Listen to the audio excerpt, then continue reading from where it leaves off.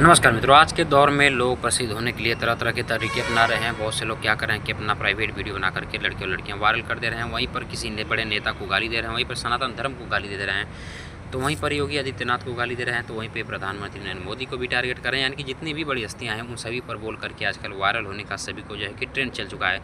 और नेताओं के वायरल होने का भी एक ट्रेंड है कि वो एक दूसरे को जो है कि ट्रोल करते हैं। जो सबसे बड़ा नामी नेता होता है, जैसे कि चंद्रशेखर रावण हो गया, अमेरिका और ईरान से लड़ने की बात करता है, जो महज एक सांसद है, खुद दलितों के लिए तो देश में लड़ नहीं पाता, अमेरिका और ईरान से लड़ने की बात कर रहा है। तो मैं इसकी बात नहीं करने रहा हूँ, मैं केवल प्रसिद्ध होने के तरीके को बता रहा हूँ। तो अभी हाल फिलहाल में आप सभी ने देखा होगा कि सत्ता परिवर्तन हुआ है नेपाल में, और वहाँ पर हाल फिलहाल में एक नई पार्टी जीती है, जिसमें कि नए प्रधानमंत्री बनी है, जिनका नाम है बालेन शाह। और ये जो है कि एक सिंगर हैं और ये गाना गाते हैं, और 1 मिलियन करीब इनके यूट्यूब पर फॉलोवर भी हैं। और हाल फिलहाल में क्या अभी कल ही उन्होंने एक नक्शा पोस्ट किया था नेपाल का, जिन्होंने ग्रेटर नेपाल के नाम से वो नक्शा पोस्ट किया था। और नेपाल में बिहार के कुछ हिस्से को जो है कि उन्होंने दिखाया था कि भाई ये नेपाल का जो कि हिस्सा है। तो अभी इनको ये पता नहीं है कि जो गलती केपी शर्मा ओली ने किया था अयोध्या को बोल करके, वही गलती फिर ये दोहरा रहे हैं। और लोगों ने समझा था कि ये कुछ बदलाव करेंगे, लेकिन अगर इनको प्रसिद्ध होने का इतना ही शौक चढ़ा है, तो मैं आप सबको बता दूं कि अगर कल को ये नेपाल में सोते हैं तो पता चले कि ये कल को बिहार में ही सोए हुए हैं अपने ही स्थान पर। कब बिहार वाले लोग उसको नेपाल में बदल देंगे, नेपाल को बिहार में बदल देंगे, पता भी नहीं चलेगा। तो सुख और शांति से रहना है तो देश के दुश्मनों से अपने सावधान रहो।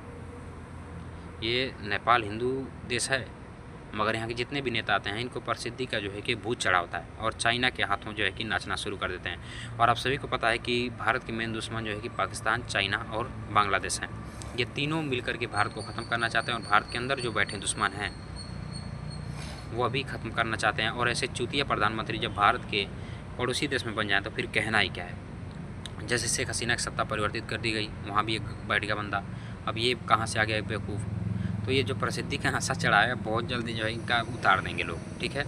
अभी हाल फिलहाल में एक ऐसे ही सिंगर थे जो कि पंजाब के, जिनका नाम था सुख।